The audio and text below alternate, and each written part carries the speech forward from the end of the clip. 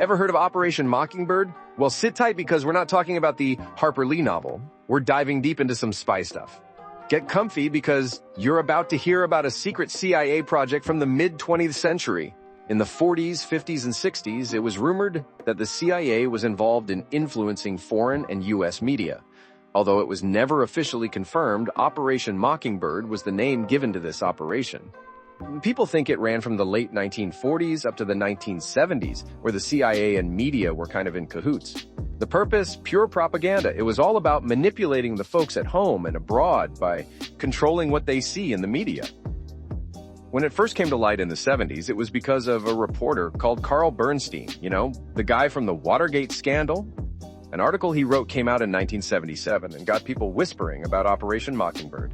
He'd written about some ties between the CIA and the media during the 50s and 60s. This got some people thinking, and they began to try to piece the puzzle together. The reaction was, of course, big news.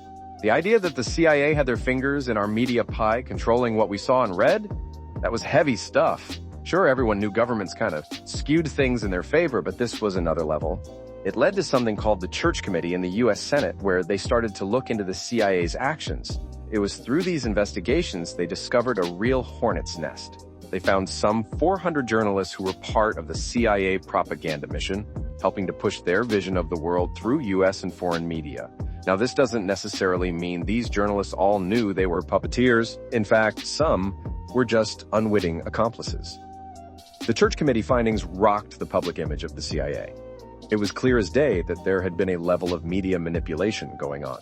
However, arguments began over what the nature of this program really was. Some people believed it was more of a response to the Cold War, with the CIA trying to counteract Soviet propaganda. Others thought it was a long-term, ingrained strategy to help maintain U.S. global power.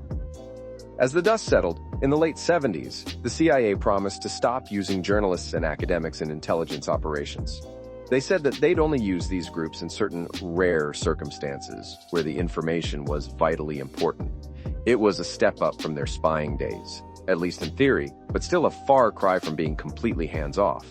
However, the CIA's involvement in media practices continued to be a topic of concern for many. It provoked a series of questions about the extent and the nature of the relationship between the agency and the media.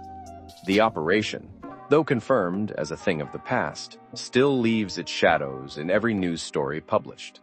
Today, whenever a hugely sensational story pops up perfectly favoring the U.S. government, one might be tempted to wonder, is this the truth? Or is it the echo of Operation Mockingbird, still chirping away at our perceived reality? And so we come to an end to our story of spies and propaganda.